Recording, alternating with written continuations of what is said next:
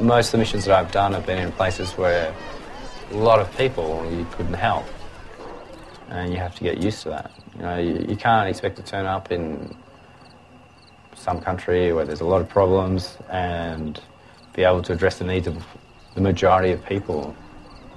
And that's why, in some ways, the limit that MSF gives, MSF makes sort of decisions about what the priorities are, and in some ways that's kind of reassuring.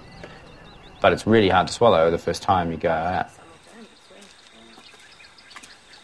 Davinder, can you understand the difference between the shortage of one antibiotic among 10 antibiotics choices and the shortage of gloves?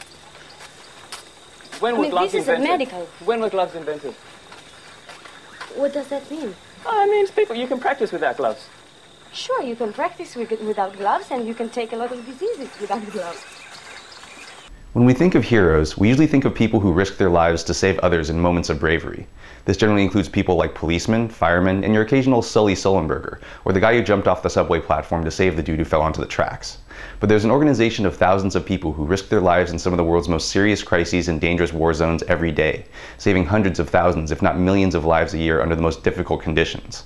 Yet there are no holidays or parades held in their honor, no appearances on talk shows, not even a freaking paycheck at the end of the month for their sacrifices. These heroes are the volunteers of Doctors Without Borders, or MSF for Medecins Sans Frontieres, who are the subject of the fascinating, revealing documentary Living in Emergency: Stories of Doctors Without Borders. While made with the cooperation of MSF, which operates in 70 countries using a local staff of over 20,000 people, Living in Emergency is no fluff piece. With surprising candor, the film doesn't hide the grim realities of this kind of work, where these volunteer doctors are chronically under-equipped, overworked, and often isolated in remote posts while sometimes fearing for their lives. We see this through the experiences of several doctors working in the war-torn nations of Liberia and the Congo. There are first-timers like Tom Kruger, a doctor from Tennessee who wants to return to actually helping people instead of dealing with insurance companies, and Davinder Gill, a young Australian whose idealism collides with the realities of working in a bush clinic, where even necessities like gauze and rubber gloves are in short supply. Needless to say, few doctors return for second missions with MSF. We also meet MSF veterans like Chiara Lapora, the young head of MSF's Liberia mission who's tasked with holding it all together and keeping morale up under what seems like impossible circumstances, and Chris Basher, who's embraced MSF's intense nomadic life but feels himself getting burnt out. But Living in Emergency is careful not to portray these doctors as heroes. As the doctors themselves tell you, their motivations are often more selfish than wanting to be a good person. Dr. Kruger reveals that fixing others is really a way to fix himself, while Basher realizes that MSF work favors misfits like himself who may not fit in with conventional life. And Lapora feels as if she has no choice but to get involved, believing that standing by and doing nothing while so many are suffering simply isn't an option. And for all the doctors, sometimes the only way to get through it all is with a bunch of stiff drinks. MSF and aid organizations like UNICEF also receive some criticism, the latter for focusing too much on meetings and theorizing than acting, and the former for a lack of support to its doctors and removing its assets once a crisis is technically over, even if the population's need for medical care is just as great as when the crisis began.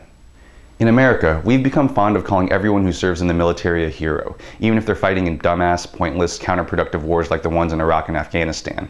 But in my mind, it's people like the doctors of MSF, warts and all, who are the real heroes. It makes me wonder what it would be like if these doctors got the recognition and support they deserve, if they could get paid for their work, health insurance for life, and were funded at a fraction of the military's budget. If instead of spending billions to train soldiers, we spent some of that money to train armies of doctors and nurses. What if we could deploy vaccines, water purification systems, and mosquito nets the way we deploy tanks, artillery, and predator drones? What if a prerequisite for improving the lives of a people wasn't that we had previously bombed the crap out of them? In an era where wars are fought not against large mechanized militaries, but by insurgencies in the world's most impoverished and troubled countries, what would it do to win hearts and minds if Western countries weren't known as occupiers or tools of corporations, but the providers of needed medicine and treatment to the over 2 billion people in the world who lack even basic medical care? Maybe then we could be the kind of heroes that the whole world could celebrate. I'm Jonathan Kim, and this is a ReThink Review.